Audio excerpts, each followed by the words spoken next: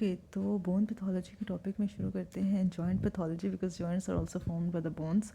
तो जॉइंट्स की इन्फ्लेमेशन है, जॉइंट्स की डीजनरेशन है, that is called as arthritis, definitely inflammation of joints. अब आर्थराइटिस में डिफरेंट टाइप्स है, ऑस्टियोआर्थराइटिस है, rheumatoid arthritis and many others.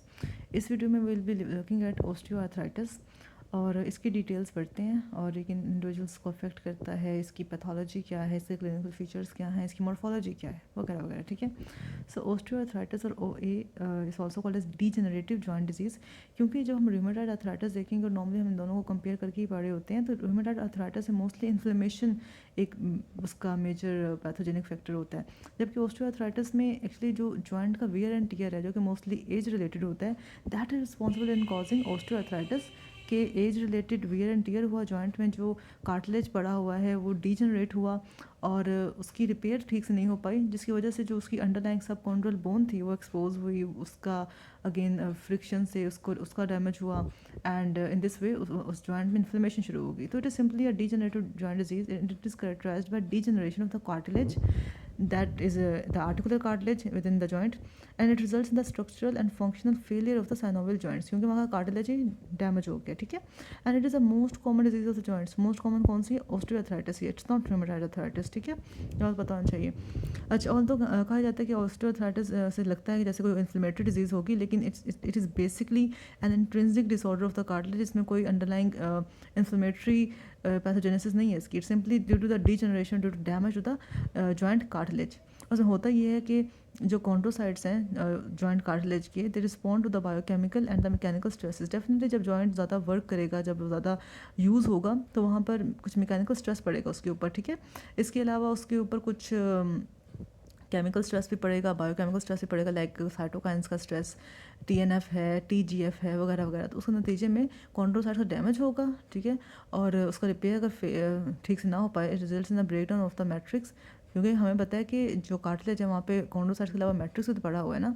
तो जब कॉन्ड्रोसाइट्स वो ऐसे प्रोटीग्लाइकन्स ना बना पाएँ जिसने मैट्रिक्स को सपोर्ट करना है, तो वहाँ का जो मैट्रिक्स है वो तो ब्रेक डाउन होता रहेगा, राइट। और फिर उसका फेलियर टू रिपेयर भी है कि वो ठीक से रिपेयर भी नहीं हो पा रहा, क्योंकि कॉन्ड्रोसाइट्स खुद ही अफेक्टेड है। ठीक है। और यही पैथोजेनेसिस है किसकी? ऑस्टियोआर्थराइटिस की। So nevertheless there is little doubt that inflammatory mediators भी होते हैं, जो कि जिनका रिलीज ट्रिगर होता है by joint injury perpetuate and worsen the damage. ठीक है। हमने देखा कि जॉइंट ने ज़्यादा वर्क किया। ठीक है। जॉइंट ज़्यादा वर्क कर रहे हैं, ज़्यादा भाग दौड़ रहे हैं, तो उसके ऊपर मैकेनिकल स्ट्रेस पड़ा। मैकेनिकल स्ट्रेस के नतीजे में जो कॉन्ड्रोसाइट्स थे उन्होंने उसको रिस्पॉन्ड किया, उन्होंने जो साइनोवियल सेल्स हैं जॉइंट के, जो वहाँ कॉन्ड्रोसाइट्स पड़े हुए हैं, उन दोनों ने रिलीज़ किए कुछ इन्फ्लेमेटरी मीडिएटर्स, तो जिस वजह से इन्फ्लेमेशन भी हुई और इंजरी परपेचुएट की। मतलब इन्फ्लेमेशन का रोल तो है, लेकिन जो प्राइमरी रोल है वो वेयर एंड टियर का है और मैकेनिकल और बायोकेमिकल स्ट्रेसेस का है। ठीक है। अच्छा, कहा है कि मोस्टली हम ये देखते हैं कि जो ऑस्टियोआर्थराइटिस है ये इंसीडियसली, मतलब स्लोली अपीयर होता है without any apparent initiating cause, और ये एजिंग फिनोमेना है, मोस्टली एज रिलेटेड ही होता है। और अगर ये विद इंक्रीजिंग एज हो, like above 60 years of age में हमें ये प्रॉब्लम नजर आए, तो इसको हम कहते हैं कि इट इज़ इडियोपैथिक और इट इज़ प्राइमरी ऑस्टियोआर्थराइटिस की कोई अंडरलाइंग पैथोलॉजी नहीं है। बस जॉइंट्स की यू कैन से, जैसे इंसान की उम्र तमाम होनी है वैसे जॉइंट्स की भी उम्र तमाम हो रही है, और हम उसको बस यही समझते हैं कि as related wear and tier है, इस वजह से वो हो रहा है। ठीक है। अच्छा, इस केसेस हम कहते हैं कि मोस्टली अगर प्राइमरी ऑस्टियोआर्थराइटिस है ना, तो उसमें कोई केसेस मोस्टली कुछ ही जॉइंट्स इन्वॉल्व होते हैं, और इसके लिए हम इसको ओलिगो आर्टिकुलर कहते हैं। ठीक है। Primary osteoarthritis mostly oligo articular होता है, कुछ फ्यू ही जॉइंट्स इन्वॉल्व होते हैं इसमें। एक तो नी जॉइंट्स हैं, हिप जॉइंट्स हैं, प्रॉक्सिमल एंड डिस्टल इंटरफ्लेंजियल जॉइंट्स हैं, और लोअर लंबर जॉइंट्स हैं, सर्वाइकल जॉइंट्स हैं, वगैरह वगैरह। ठीक है। अच्छा, और लेकिन समटाइम्स ये यंगर इंडिविजुअल्स में भी हो जाती है, मतलब अगर तो ओल्डर में होगी तो फिर तो हम इसे प्राइमरी कहेंगे या इडियोपैथिक कहेंगे ना, और अगर यंगर में हो तो यंगर में हम देखते हैं कि मोस्टली होती है secondary to some joint deformity, like उस जॉइंट में ऑलरेडी डिफॉर्मिटी चल रही है, लाइक स्कोलियोसिस है वहाँ पर, या काइफोसिस है, मतलब कोई जॉइंट डिफॉर्मिटी है, या फिर जॉइंट की प्रीवियस इंजरी हुई हुई है, या फिर वहाँ कोई अंडरलाइंग सिस्टमिक डिजीज है, लाइक कोई मेटाबॉलिक डिजीज है। ठीक है। जिसको से जॉइंट एट रिस्क है, उसको हम कहेंगे that this is secondary osteoarthritis, और हम कहते हैं जो प्रेवलेंस है इसकी इंक्रीज करती है विद इंक्रीजिंग एज। ठीक है। अच्छा, पैथोजेनेसिस थोड़ी डिटेल में पढ़ लेते हैं। So the lesions of osteoarthritis stem from the degeneration of the articular cartilage and its disorder repair. Degeneration हुई articular cartilage की और उसकी disorder repair है। Articular cartilage serves as a low friction surface that transmits the loads to the underlying bone. Makes sense? Cartilage resists the compression through the viscoelastic properties of the extracellular matrix. ठीक है। extracellular matrix में viscoelastic properties होती है, इस वजह से cartilage होता है वो compression को resist करता है। और जो एक्स्ट्रासेलुलर मैट्रिक्स उसमें most important are the type 2 collagen, proteoglycans and water, ठीक है। तो इसकी जो पैथोजेनेसिस है उसमें मोस्टली एक्स्ट्रासेलुलर मैट्रिक्स का रोल है, उसकी प्रॉपर रिपेयर नहीं हो रही, मतलब कि टाइप 2 कोलेजन, प्रोटीओग्लाइकन्स और वाटर का कंटेंट जो है वो डिरेंज हो रहा है। और जो मैट्रिक्स है it is secreted by the chondrocytes, अगर कॉन्ड्रोसाइट्स अफेक्टेड होंगे तो ये मैट्रिक्स ठीक से सिक्रेट नहीं हो पाएगा और डेफिनेटली फिर उसके नतीजे में जब एक्स्ट्रासेलुलर मैट्रिक्स ही अब नॉर्मल है तो जो कार्टिलेज है वो कंप्रेशन को रेजिस्ट नहीं कर पाएगा, ठीक है। एनीवे जब रिपीटेड बायोकेमिकल स्ट्रेस मिलता है वो कंट्रीब्यूट करता है टू ऑस्टियोआर्थराइटिस, लेकिन कुछ जेनेटिक फैक्टर्स भी होते हैं, लाइक कुछ जीन्स हैं जो कोड कर रहे हैं फॉर सर्टन मैट्रिक्स कंपोनेंट्स, अगर वो अब नॉर्मल हैं या कुछ सिग्नलिंग मॉलिक्यूल्स हैं वो नॉर्मल हैं तो भी ऑस्टियोआर्थराइटिस हो सकता है। These factors are thought to predispose to chondrocyte injury which in turn leads to alteration of extracellular matrix, क्योंकि कॉन्ड्रोसाइट्स नहीं तो एक्स्ट्रासेलुलर मैट्रिक्स की चीज़ें बनानी है, अगर कॉन्ड्रोसाइट की अपनी इंजरी हुई होगी तो एक्स्ट्रासेलुलर मैट्रिक्स कैसे बना सकता है, नहीं बना सकता। Although chondrocytes do proliferate and they do continuously synthesize and secrete proteoglycans, degradation ultimately exceeds the synthesis, उतनी उनकी सिंथेसिस नहीं होती कॉन्डोसाइट जितनी उनकी डिग्रेडेशन हो जाती है, and the composition of the proteoglycans changes as the disease progresses. Meanwhile जो मैट्रिक्स मेटालोप्रोटीन्स हैं जिनको स्क्रीट करता है अफेक्टेड, जिसको जो अफेक्टेड कॉन्डोसाइट्स होते हैं, जो अंडर इंजरी कॉन्डोसाइट्स होते हैं वो स्क्रीट करते हैं मैट्रिक्स मेटालोप्रोटीन्स जो कि फर्दर डिग्रेड करते हैं टाइप 2 कोलेजन नेटवर्क को, मैट्रिक्स मेटालोप्रोटीएजेस, ठीक है। So matrix metalloproteases created by dying chondrocytes or inflamed chondrocytes also degrade the type 2 collagen network। अच्छा, जो साइटोकाइनेंस होते हैं कुछ डिफ्यूजिबल फैक्टर्स होते हैं जो कि अगेन कॉन्ड्रोसाइट से रिलीज़ हो रहे हैं और साथ ही साथ नॉर्मल सेल से रिलीज़ हो रहे हैं, लाइक TGF बीटा है, मैट्रिक्स मेटालोप्रोटीन्स वो जो कि इंड्यूस करता है, इसलिए TNF है, ट्यूमर नेक्रोसिस फैक्टर। डेफिनेटली जहाँ पे इन्फ्लेमेशन पड़ी हुई है, इन्फ्लेमेटरी सेल्स पड़े हुए हैं, इन्फ्लेमेटरी सेल्स तो नहीं है ये लेकिन since they are undergoing a pathology तो ये कुछ साइटोकाइनेंस रिलीज़ करते हैं। Sorry, I don't have a paper weight. Anyway so इसके अलावा प्रोस्टाग्लैंडिन्स रिलीज़ करेंगे, नाइट्रिक ऑक्साइड रिलीज़ करेंगे, तो all of these have been implicated in osteoarthritis. तो ऑल्दो ये प्राइमरी इन्फ्लेमेटरी डिजीज़ तो नहीं है लेकिन कुछ इन्फ्लेमेटरी मीडिएटर्स इसको वो कर रहे हैं, मॉड्यूलेट कर रहे हैं। अच्छा, फिर हम कहते हैं chronic low level inflammation contributes to the progression of the disease, ultimately chondrocytes loss and the severely degraded matrix mark the late stage. तो मतलब लेट स्टेज ऑफ डिजीज़ में क्या होगा कि कॉन्डोसाइट लॉस हो जाएगा, severely डिग्रेडेड मैट्रिक्स हो, क्योंकि मैट्रिक्स को मेंटेन ही कॉन्डोसाइट्स कर रहे थे, ठीक है। तो मोस्टली जो हम देख रहे हैं पैथोजेनेसिस में कॉन्ड्रोसाइट्स का रोल और मैट्रिक्स का रोल है। अच्छा, नहीं मॉर्फोलॉजी की बड़ी इंपॉर्टेंट और अक्सर हमें ये भूल जाती है। तो अर्ली जो स्टेजेस हैं ऑस्टियोआर्थराइटिस उसमें हमें ये नजर आएगा जो कॉन्ड्रोसाइट्स होंगे क्योंकि वो कॉम्पनसेट करने के लिए रैपिडली प्रोलिफरेट कर रहे होंगे तो वो क्लस्टर्स की फॉर्म में नजर आएंगे कॉन्ड्रोसाइट्स, ठीक है। इसलिए इसी के साथ साथ कंकरेंटली जो वाटर कंटेंट होगा मैट्रिक्स वो इंक्रीज़ करेगा, जो कंसनट्रेशन है प्रोटीओग्लाइकन्स की वो डिक्रीज़ होगी क्योंकि डाइंग कॉन्ड्रोसाइट्स वो ठीक से बना नहीं पाएंगे प्रोटीओग्लाइकन्स, ठीक है। तो वाटर ज़्यादा हो रहा है, प्रोटीओग्लाइकन्स कम हो रहे हैं।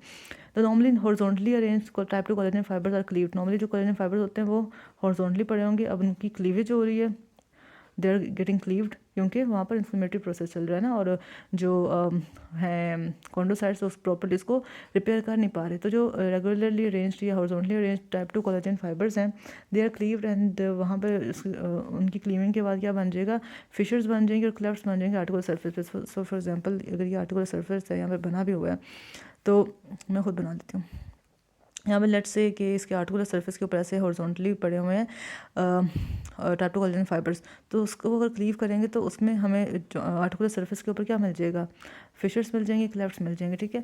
सो this manifest as a granular soft articular surface, क्योंकि वहाँ फिशर्स एंड क्लेफ्ट्स की वजह से जो आर्टिकुलर सरफेस है क्या हो जाएगा, ग्रैनुलर हो जाएगा, सॉफ्ट हो जाएगा। इवेंचुअली जो इसके अलावा फुल थिकनेस जो पोर्शन कार्टिलेज की वो सॉफ्ट हो जाएगी, मतलब उतर जाएगी उसके ऊपर से, जिसे कहते हैं कि एब्रेड हो जाएगी, ठीक है।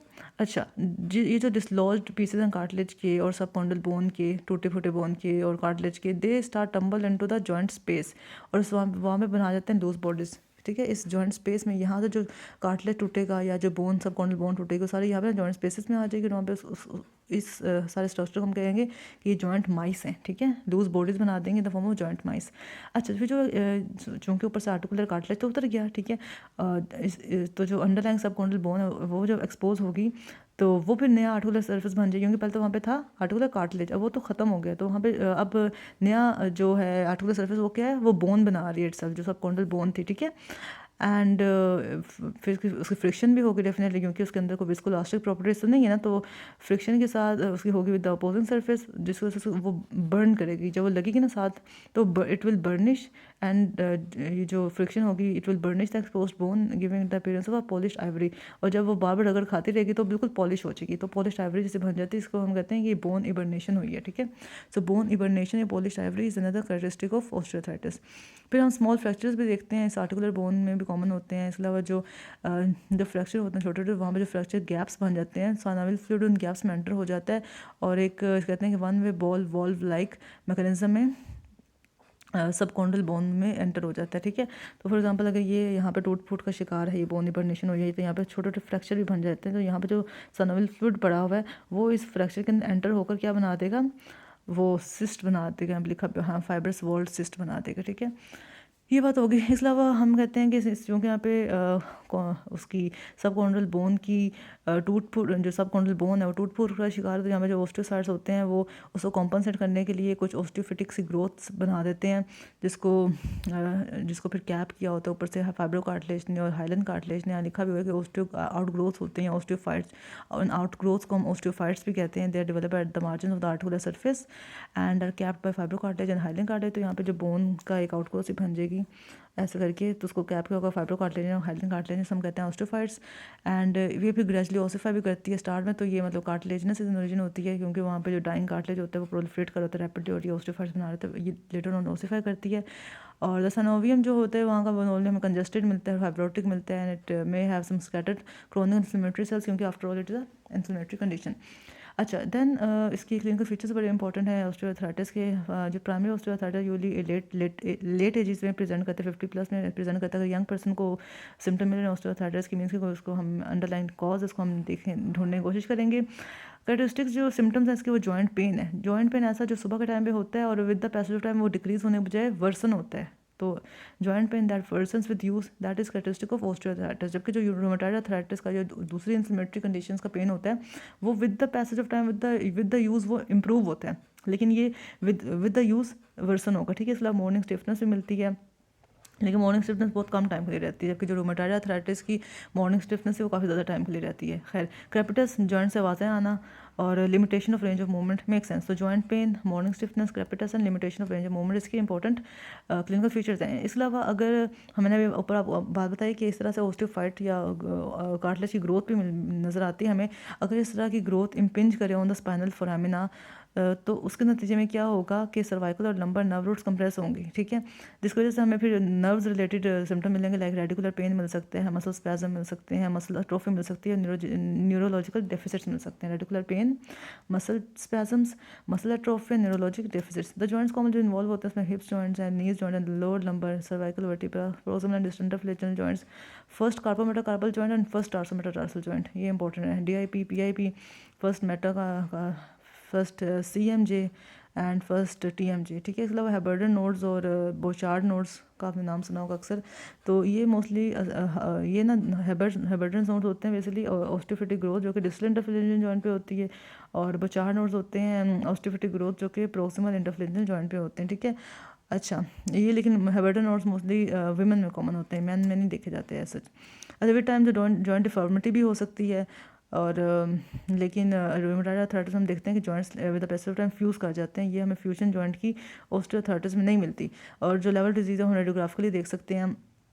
और बस बाकी यही इसको मैनेज करने का कोई तरीका नहीं, इसके प्रोग्रेशन को रोकने का कोई तरीका नहीं है, बस पेन को मैनेज करते हैं with the use of NSAIDs to reduce inflammation. के अलावा इंट्रा आर्टिकुलर इंजेक्शन भी लगा सकते हैं कॉर्टिकोस्टेरॉइड्स को to again reduce inflammation. Activity modification कर सकते हैं, लेकिन सिवियर केस में हमें जॉइंट रिप्लेसमेंट या आर्थ्रोप्लास्टी भी करनी पड़ सकती है। तो that was all about osteoarthritis. I hope मैं थोड़ा डिटेल में अच्छे से समझा दिया होगा।